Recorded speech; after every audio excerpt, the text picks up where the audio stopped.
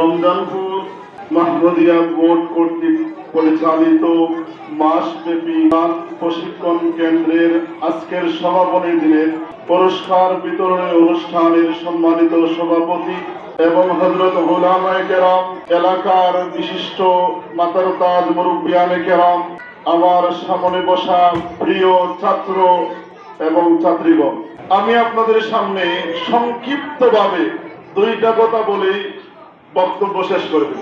একটা হইল ছাত্রদের উদ্দেশ্যে, আর একটা হইল আমরা যারা অভিভাবক আছি এবং সম্মানিত মেহমান বিন্দু আছি ওনাদের উদ্দেশ্যে। ছাত্র ছাত্রী যারা আমরা আছি খুব গভীর মনোযোগ সহকারে শুনি। আমরা যারা বড় আছি আমরা শুনি, ছোট যারা আছি তারা শয়তানি দুষ্টামি করবেই, কারণ দুষ্টামি করা, শয়তানি করা এটা ছোটদের আদত বা অভ্যাস। বড় যারা আছি আমরা খেয়াল করি। ভাই, আমাদের বড়রা বলেন যে মানার মধ্যেই কামিয়াবি। কি বলেন? মানার মধ্যেই কামিয়াবি। এবার যদি আপনি মানেন তবে আপনি কামিয়াব, মানেন না তো আপনি ধ্বংস। যেমন আল্লাহ পরওয়ারদিগারে আলম বলেন যে ইন্নাদ দীনা ইনদাল্লাহিল ইসলাম, আল্লাহর কাছে মনোনীত ধর্ম একমাত্র ইসলাম। আর আমরা হইলাম ইসলাম ধর্মের, আমরা ইসলাম ধর্মের অনুসারী, আমরা মুসলমান। আমাদের রব কয়জন? আমাদের নবী হযরত মুহাম্মদুর রাসূলুল্লাহ সাল্লাল্লাহু আলাইহি ওয়াসাল্লাম।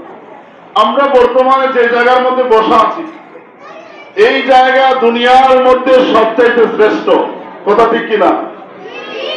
আমার কথা মনে হয় বুঝেন নাই। দুনিয়ার মধ্যে শ্রেষ্ঠ জায়গা, দামি জায়গা কোন জায়গা? আল্লাহর ঘর, মসজিদ।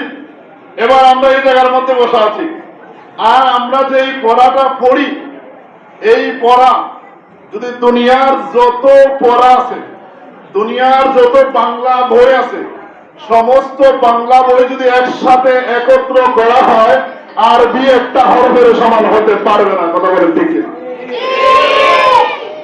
আরে ভাই, আমি শিক্ষা নিয়ে আর সমালোচনা করতেছি না, কিন্তু কোরআনের দাম এই যে স্কুলের মধ্যে পড়ানি হয় এটা সমালোচনা করি না, বরং পড়ানো যে হয় সেটা বলতেছি যে আত্মিমা ডিম ডিম তারা মাঠে পারে ডিম, পড়ানো হয় না?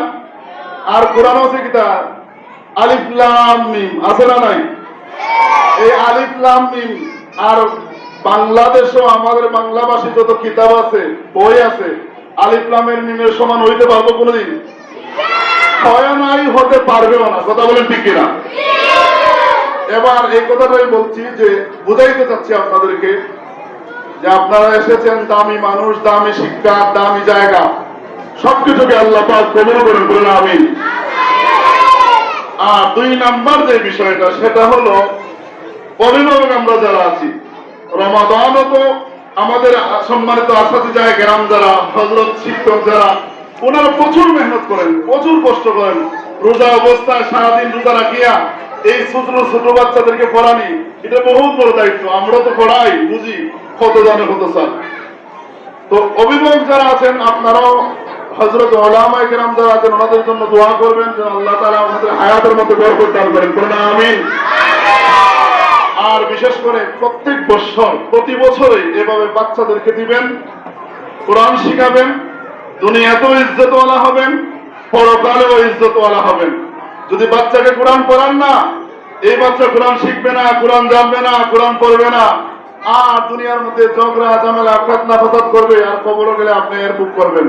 এজন্য আমাদের সম্মানিত মাস্টার শিহাবুদ্দিন স্যার বলছেন যে সকালে বেলায় মক্তবের, সাবাহি মক্তবের কত দাম, কত গুরুত্ব।